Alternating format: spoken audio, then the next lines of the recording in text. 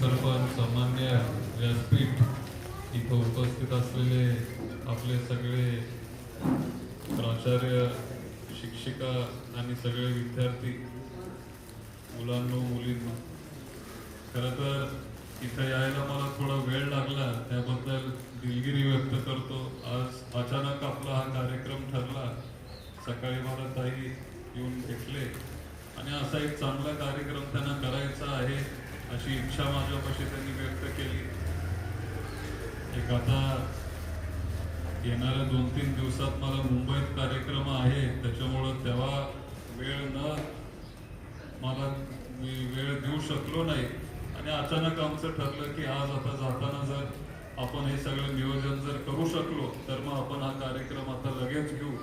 आणि तसं सगळं हे आमचं सकाळचं नियोजन झालं. येता येता थोडा उशीर झाला, पण पवार ताई आहेत, पवारांचं काम आहे एकमेकांना सहकार्य करायचं. थोडा उशीर जरी होत असेल तरी वेळात वेळ काढून तिथं गेलं पाहिजे आणि याच भावनेतून मी आज इथं आलो.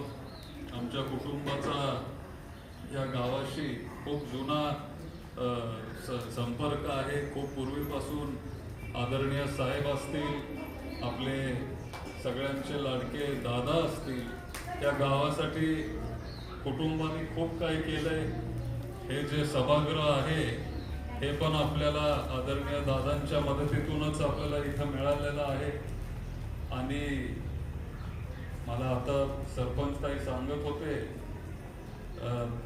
मला सांगायचा अधिकार आहे की नाही माहिती नाही, पण आता या सभागृहाचं नाव पण आपण आदरणीय अजितदादा पवार सभागृह असं आपण करणार आहे अशी इच्छा सगळ्या ग्रामस्थांची आहे.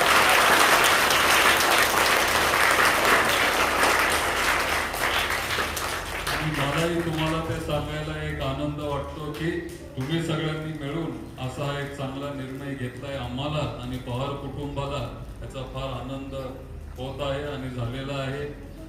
माळेगाव खुर्दमध्ये पूर्वी पाणी सुद्धा प्यायला नसायचं, पण इथं मोठी लिफ्ट इरिगेशनची स्कीम पवार साहेबांच्या काळात त्यांनी इथं आणल्यामुळं तुम्हाला सगळ्यांना इथं उत्तम शेती करता आली.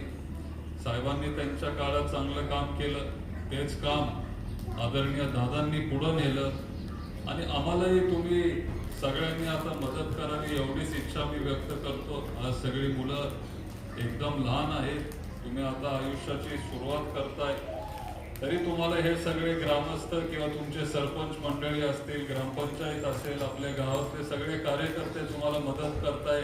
हे स्पेशल स्पोर्ट्स किट तुम्हाला दिले. फक्त दुकानात जाऊन कुठलं तरी स्पोर्ट्स किट्स असं विकत द्यायचं असं नाही, पण तुमचे माप त्यांनी घेतलेत आणि तुम्हाला सगळ्यात चांगल्या क्वालिटीचं स्पेशल असं स्पोर्ट्स किट आपल्या सरपंचांनी, त्यांच्या कुटुंबाने, अख्ख्या संपूर्ण पवार फॅमिलीच्या आशीर्वादाने तुम्हाला ते दिलेलं आहे. या किटचा चांगला वापर करा. स्पोर्ट्स असतील, कला असेल, अभ्यास तर तुम्ही करा, पण इतर वेगळ्या क्षेत्रांमध्ये पण तुम्ही तिथं थोडं इंटरेस्ट घेतला पाहिजे, चांगलं काम केलं पाहिजे.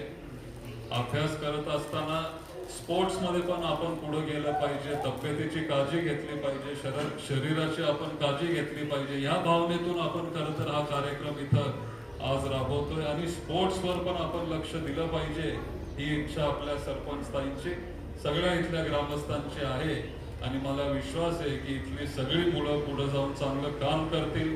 सगळे सोयी सुविधा तुम्हाला आपण दिलेल्या आहेत आणि माझी वैयक्तिक इच्छा आहे की आपल्या तालुक्यातले जे सगळे जिल्हा परिषदेचे जे शाळा असतील किंवा शहरात जे नगरपालिकेचे जे शाळा आहेत तिथं आपल्याला मोठ्या प्रमाणात काम करायचंय.